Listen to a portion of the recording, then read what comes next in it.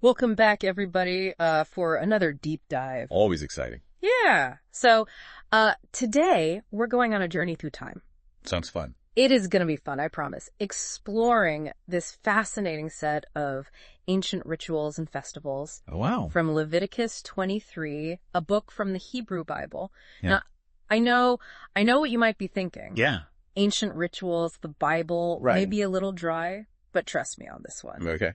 This deep dive is anything but. I think you're right. I mean, it's really a remarkable system. It's, these festivals weren't just like isolated celebrations. Right. They were really deeply woven into the fabric of life for the Israelites. They shaped their society, their values, and their relationship with God. Okay, so paint me a picture here. We're talking ancient Israel, Right. agricultural communities, Yeah. deep connection to the land. Yeah. What was the overall purpose of these festivals? Imagine a world where time is marked. Oh. Not by clocks and calendars, but by the cycles of nature, by the planting and harvesting of crops.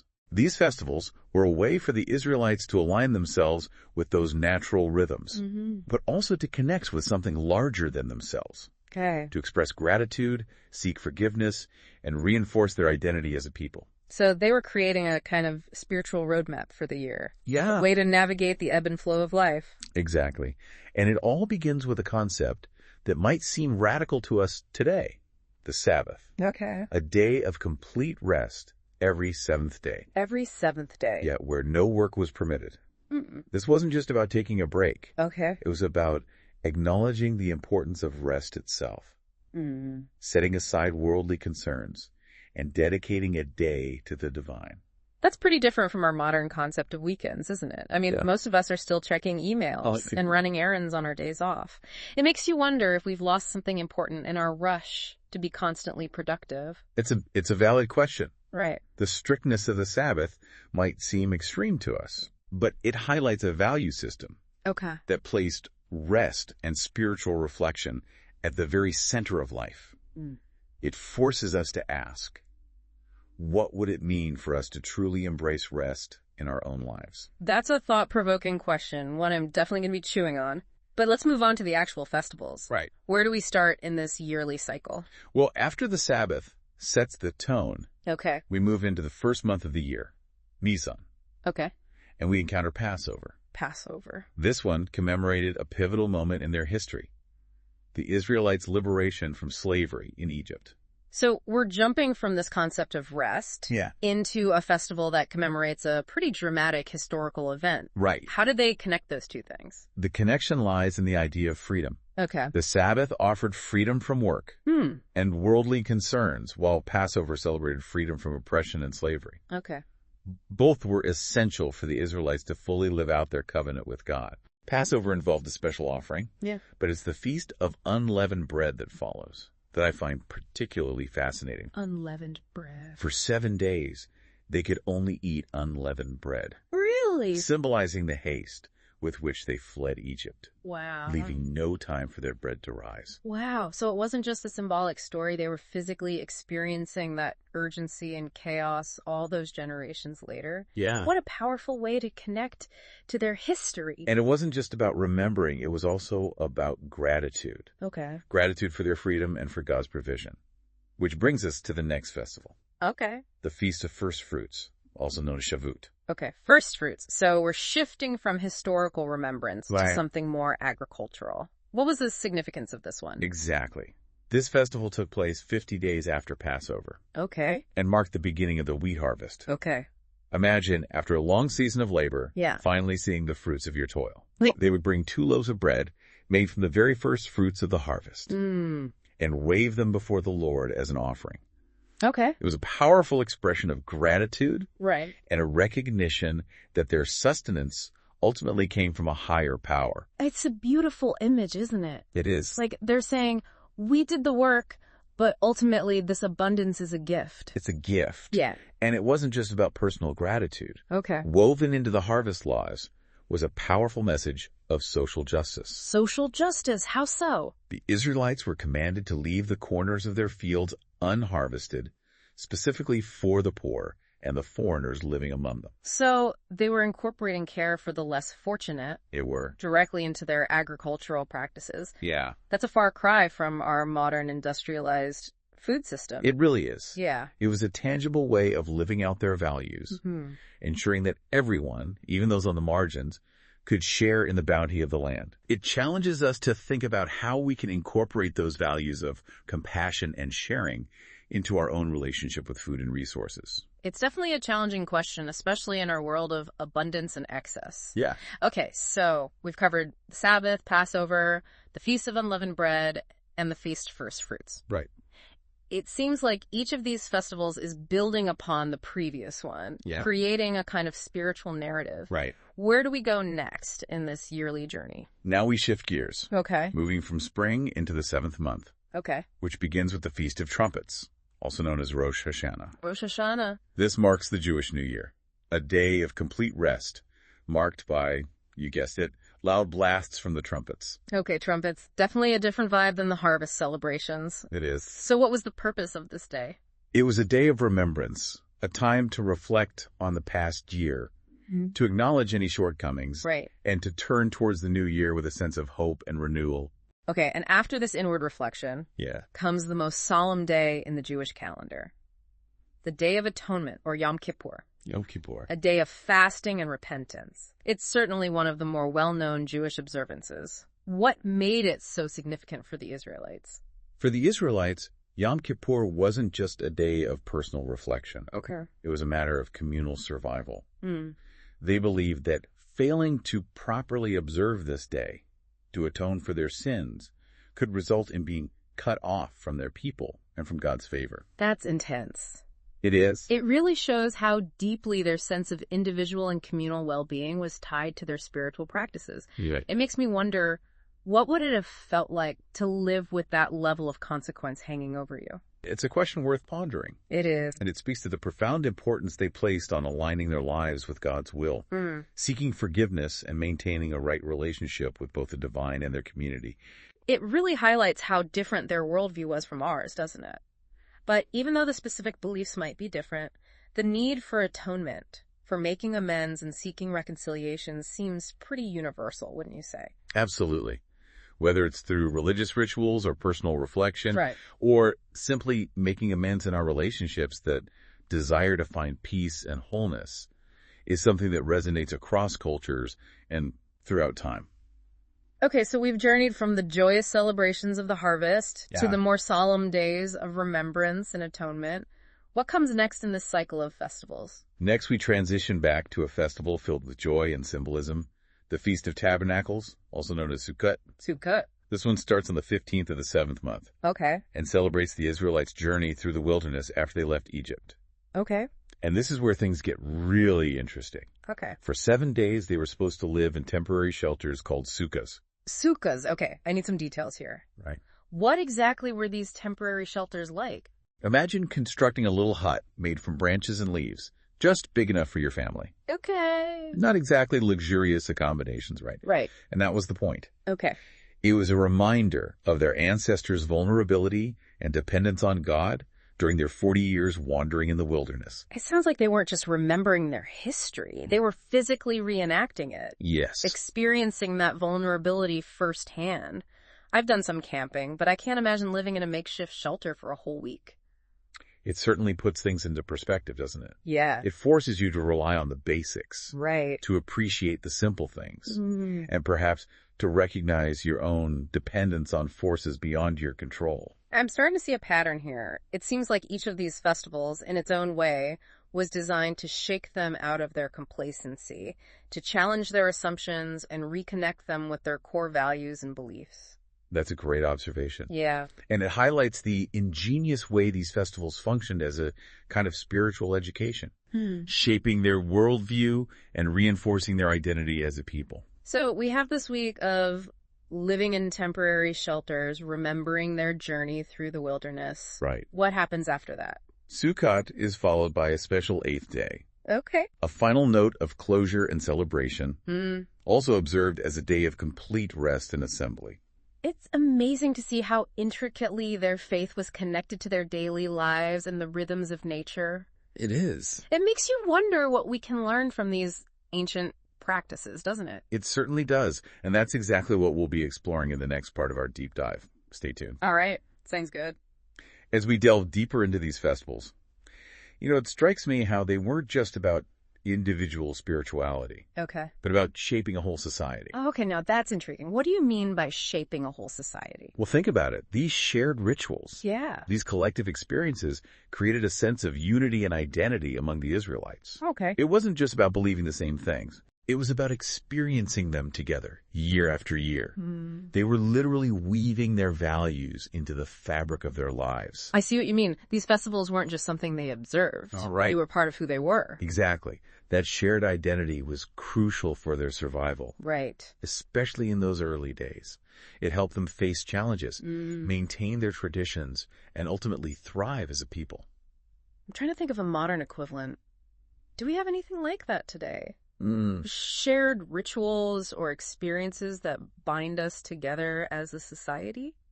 It's a fascinating question to ponder, isn't it? Mm-hmm. We might not have agricultural festivals in the same way, Right. but consider holidays, cultural events, even sporting events. Mm-hmm. These can bring people together and create a sense of shared experience, even if it's fleeting. True. Think about the energy of a big game, Yeah, or how a national holiday can unite people even if it's just for a short time. precisely. It's that feeling of collective joy, Right. shared emotions, that sense of belonging. That can be so powerful. So we've been focusing on the communal aspects of these festivals, Right. but I'm also curious about the individual experience. Okay. What was it like for an average Israelite to participate in these rituals? Imagine this. You've worked hard all year, tending your fields, Yeah. caring for your family. Then comes the Sabbath, Right. a day of complete rest, no work, just time with loved ones to reflect, connect, and nourish your soul. Okay, that does sound pretty idyllic, like a forced reset button in the busyness of life. It was. Okay. Then picture the anticipation as Passover approaches. Okay. You're preparing special foods, Right. cleaning your house, gathering with family and friends. There's an electricity in the air. And then you're sitting there at the Passover meal, Yeah. eating unleavened bread, Right. hearing the story of your ancestors' escape from slavery must have been quite the experience. It was more than a story. It was a living memory connecting each person to their history and faith. And then just a few weeks later, the joy of the Harvest Festival, Yes. bringing the first fruits of your labor as an offering, celebrating the abundance of the land. And don't forget that element of sharing that abundance. Oh, Remember the corners of the field left for the poor and the foreigners. right. It's like they were hardwiring generosity and compassion into the very fabric of their society. Exactly. Then, as the year turns, they transition to the more somber occasions. Okay. The Feast of Trumpets, the Day of Atonement, Right. times for reflection, repentance, and seeking forgiveness. It's like they built in this rhythm of celebration, Yeah. gratitude, reflection, and renewal, almost like a spiritual roadmap for the year. And I think that's a valuable lesson for us today. Okay. In our constantly on the go world, it's easy to lose sight of those natural rhythms. So true. It's hard to find space for stillness, reflection, and connection Yeah. when you're bombarded with information and deadlines. And yet those things, stillness, reflection, those are what bring deeper meaning and fulfillment. Maybe we don't need to build sukkahs or offer burnt offerings, Right. but we can learn from the spirit of these ancient festivals. I totally agree. It's about finding ways to incorporate gratitude, remembrance, rest, and renewal into our own lives. And that's something we can all do, Yeah. regardless of our background or beliefs. Okay, so we've talked about the communal and individual aspects of these festivals Right. and their potential relevance for us today. Yeah. There's one thing we haven't touched on yet, the role of God in all of this. Ah, yes, a crucial piece of the puzzle. Okay. You see, these festivals weren't just about celebrating the seasons or remembering history. Right. They were about connecting with God, Okay. honoring Him, and acknowledging His role in their lives. So it was a very God-centered existence. It was. Every detail, from Yeah. the specific rituals to the offerings, expressed devotion and gratitude to God. Like a constant dialogue playing out through rituals and celebrations between the Israelites and their God. Exactly. And it wasn't just about asking for things or blessings. Right. It was acknowledging dependence on God, their need for forgiveness, and desire for a right relationship with Him. It's fascinating how that sense of dependence and gratitude was woven into their everyday lives. Yeah. It makes you wonder, how do we approach those same concepts today? Do we even recognize our need for something beyond ourselves? That's a question worth contemplating. And it's at the heart of these ancient festivals, beyond the specifics, that human longing for connection, meaning, and a sense of the sacred. That's a feeling that transcends time and culture, something we can relate to even thousands of years later. As we've been delving into these festivals, I've been struck by the variety of experiences they encompassed. Absolutely. From joyous celebrations to solemn reflection. Right. It really does run the gamut of human emotions. And I think that's important to highlight. Okay. There was a place for everything in their spiritual life. Mm-hmm. Joy, gratitude, sorrow, repentance, Right. even a touch of fear. It's like they recognize that life is a tapestry of emotions and experiences, not just sunshine and rainbows. Exactly. And faith wasn't about suppressing those emotions, Okay. but channeling them in meaningful ways. That's a valuable insight. It is. We often try to compartmentalize our lives, Right. separating the spiritual from the emotional. Yeah, The Israelites seem to have a more holistic approach. indeed. And I think there's a lot we can learn from that. Mm-hmm. Embracing our full humanity with all its complexities can lead to a richer, more authentic spiritual life. It's about bringing our whole selves to the table, Yeah, not just the parts we deem acceptable or spiritual. precisely. Oh, And that includes the doubts, right. the fears, the questions, as well as the joy and gratitude. So what does that tell us about the nature of their relationship with God? It suggests a relationship that was honest, Okay. raw, and multifaceted. Not just blind obedience, but a wrestling with faith, seeking understanding, grappling with life's big questions. That resonates honestly. It sounds like a very real and relatable kind of faith. It does. One that acknowledged the messiness of human experience. It was. And it reminds us we're not alone in our journey even thousands of years later. We all have doubts, Right. struggles with faith, times when we question everything. Okay, so we've explored the festivals, rituals, individual and communal experiences, and even the nature of their relationship with God. What else can we glean from these ancient practices? Where I think it's important to remember that these festivals weren't just about the past. Okay. They were also about shaping the future.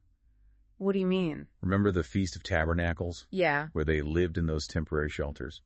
One purpose was to teach the younger generation about their history. Right. It was a way of passing down their traditions. It was. And ensuring that their story continued. Exactly. It wasn't just about remembering, it was about shaping the identity of future generations, something we can all learn from. It is. It's recognizing we have a responsibility to pass on our values, our stories, our wisdom to those who come after us. Whether it's through family traditions, cultural practices, or simply sharing our life experiences, we each play a role in shaping the future. Like we're all part of this ongoing story, and Yeah. we each contribute a chapter. Beautifully said. That's a powerful thought to carry with us as we move into the final part of our deep dive. It's amazing how much we've uncovered in just 2 parts of this deep dive. It is. It really is. From the individual experience to the shaping of a whole society. Yeah. It's remarkable to see how much depth and richness there is in these ancient festivals. It is truly remarkable. And as we enter this final leg of our exploration, Okay. I think it's crucial to recognize that these festivals weren't just isolated events. They were interconnected pieces Okay. of a larger whole, Okay. meticulously designed to guide the Israelites on their spiritual journey. Interconnected pieces. Okay. I'm intrigued. Can you elaborate on that? Imagine a puzzle Okay. where each piece fits perfectly with the others to reveal a complete picture. These festivals, spread throughout the year, Yeah. worked in a similar way. Oh. They weren't randomly placed. Right. They built upon each other, creating a rhythm and flow that guided the Israelites through a continuous cycle of spiritual growth.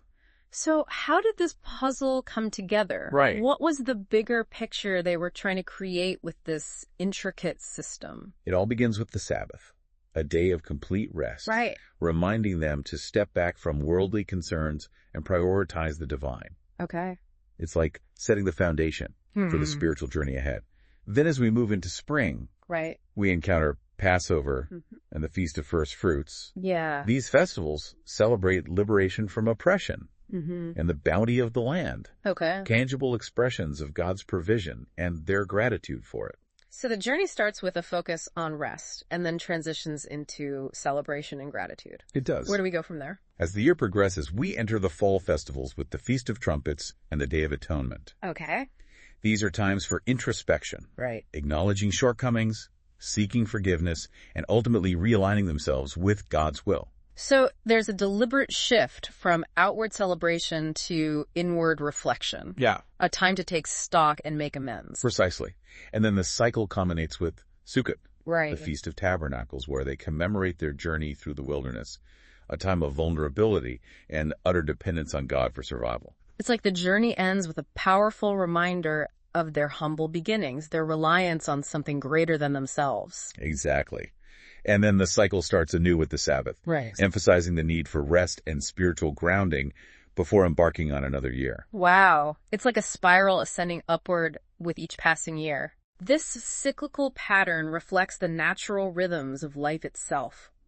The seasons, the cycles of planting and harvesting, the ebb and flow we see all around us. It's almost like they were trying to mirror those natural rhythms in their spiritual practices. That's a very insightful observation. Thanks. That connection to nature, Yeah. to the cycles of life and death and renewal, was fundamental to their worldview.